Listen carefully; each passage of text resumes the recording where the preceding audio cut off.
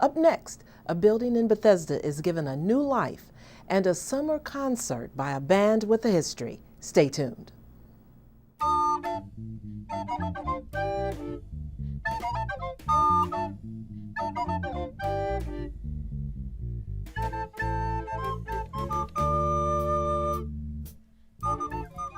Welcome to Paths to the Present. I'm your host, Gail Street. Today's show focuses on things that endure. We'll start with a visit to what many refer to as the old vacuum cleaner repair shop in Bethesda. It was the inspiration for a sleekly modern renovation on Old Georgetown Road. Then we'll hear the music of the Browningsville Cornet Band, the oldest continuously performing community band in the area. But first, let's do the history quiz. Who is this person? A Sunday school teacher for 34 years, this woman was devoted to helping her community. Among many other things, she was elected to the Montgomery County Council in 1950 and re-elected 2 more times. In 1959, she became that group's first woman president. Want a further hint? Her name is mentioned in this episode. So listen closely, and I'll give you the answer at the end of the show. Our success story today takes us to downtown Bethesda, where an old building received more than just a facelift. It was transformed into a fresh new piece of architecture while still remembering its past. At the corner of Old Georgetown Road and Wilson Lane in Bethesda stands the Peripoint Building. This pale green glass and steel structure looks very 21st century. So it's surprising to discover that this was a remodel. And the original building looked like this. Architect Michael Belisle explains what drew him in. My architectural practice was right around the corner, and I would walk by the building almost every day. And one day I walked by and I looked hard at the building and I thought, this is a really unique piece of architecture. It's very dilapidated, but it had a real simple, honest expression, harking probably back to early 30s industrial, modern type of look. Built in the 20s, the original building was a 1-story masonry structure with a wood frame roof. It wasn't designated historic, but it has a history. Bill Offit, who has written about Bethesda's past, says that at different times in its life, this building housed a food market, a church, and a used car dealership. But he says it had its happiest days during World War II, when it was the Bethesda USO. 100 or more matrons and about 100 high school girls volunteered to come entertain sailors and Marines, and they had dancing twice a week, and bingo and checkers and letter writing, and they ran a room registry out of that place. Stella Warner was in charge of that, as a matter of fact, for the relatives of sailors and Marines who were stationed at the Navy Hospital. Many people today refer to it as the old vacuum cleaner repair shop because that's the business that was there most recently. Its closure left an impression on the surrounding community. Yes, it closed, and either through sickness or I don't know what, the owner disappeared and people's vacuum cleaners were trapped in the store for a good while. It took them, several years to get all that straightened out. Belisle purchased the building in 2009. At that point, it was in bad shape. When we finally gained possession of the building and went inside and looked around, there was a big hole in the roof in the rear, water was coming in. But I had already done a lot of preliminary design. I knew what I was going to do with the building, and basically the metaphor I like to use is that of a chrysalis. We preserved the masonry shell and then erected a new steel, concrete, and glass structure from within inside that old masonry shell. It cost a lot of extra money and effort to achieve this vision. Because we removed the old roof, which was a wood frame roof. We removed the existing concrete slab. We constructed a new steel frame for the whole building with concrete floors. And we had to underpin the existing masonry. In fact, many people would ask me, why did you preserve the shell?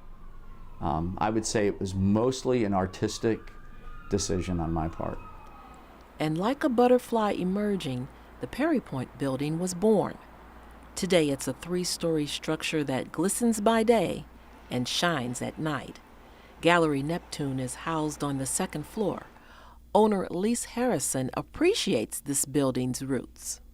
It was easy to fall in love with the space. It's triangular shape, that it's jutting out into an intersection. It was different. And the idea of landing in this building was a very intriguing idea. Inspired by the past, Michael Belisle envisioned the future. Today, the Peripoint Building draws praise from many, especially the man who studied its history. I couldn't have looked at that 1-story red brick little place where they fixed vacuum cleaners and sold accessories and imagined what he did with it. It's a gem. We don't have very many gems in Bethesda, but it's a beauty. It's something to be proud of.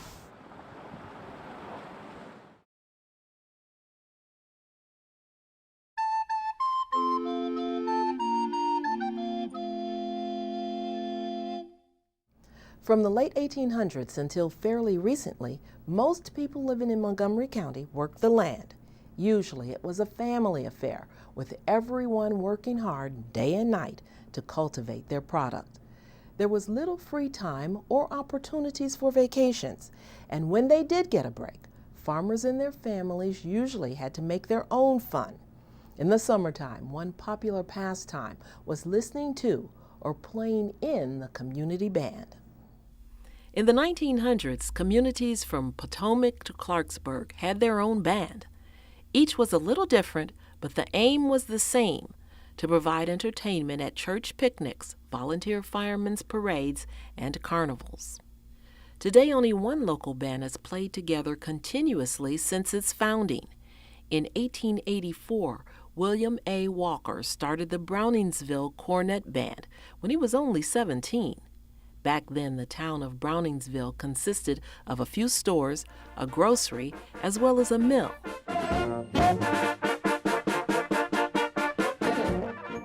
Now, more than 125 years later, that same band still plays together, although the rehearsals now take place in Frederick County. A descendant of William Walker, Merhlyn Barnes, plays the glockenspiel.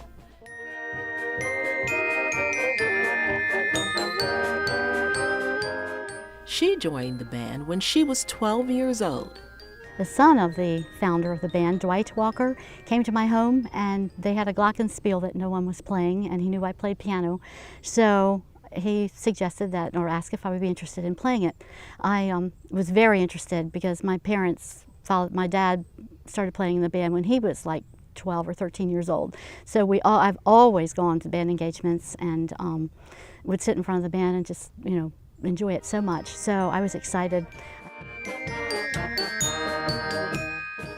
I was very timid at first because you hit the bells, you hear that all over, so you want the note to be right.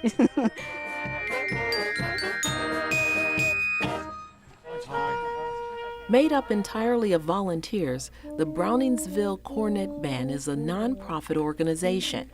The modest fees collected for performances go towards uniforms and instrument maintenance. Today, the musicians wear matching shirts. But in years past, they sported full uniforms. The styles changed over the years. The 1920s, 40s, 50s, 80s. David Bowman joined the band in 1959. I can remember when I first joined, there's a couple weeks where you might have 3 or 4 band engagements in 1 week. And that was due to the fire companies, the volunteer fire department, and every fire department in the area would have a parade and a carnival. So sometimes we would have a parade at maybe one county, and then there's also a carnival going on in another county, and we'd be invited to all of them, and we would try to go to all of them.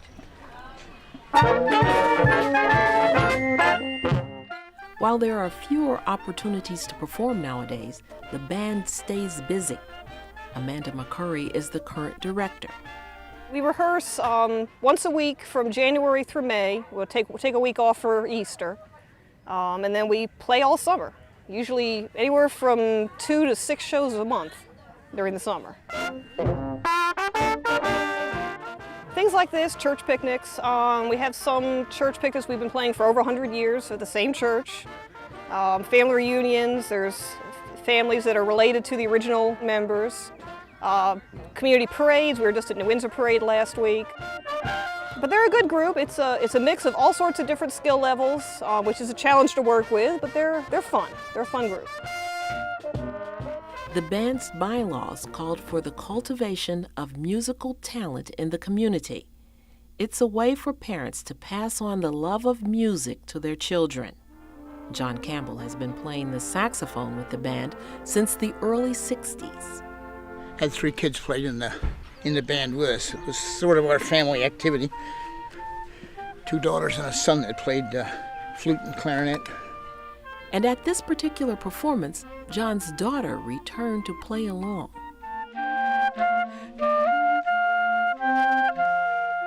We get members in of all calibers. There's no auditions, anything like that.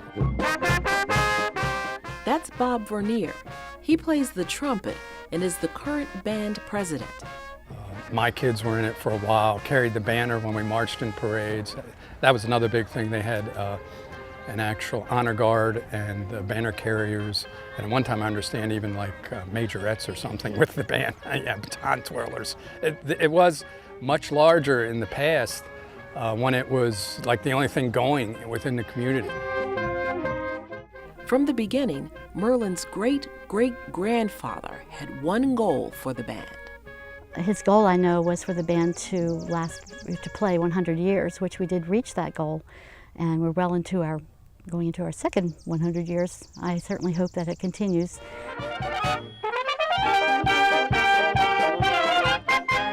We have so many talented members now and who enjoy music and playing together that I really see a good future there.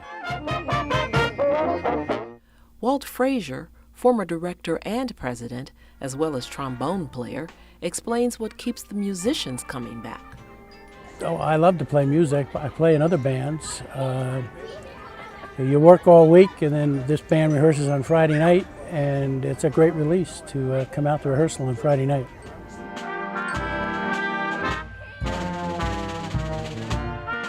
You're not going to find a finer group of people, and they're from all walks of life. You know, there's a lot of people do all kinds of different things, but we all gather in the same interest to play and to have a good time. And I think that's what probably continues me to, come back.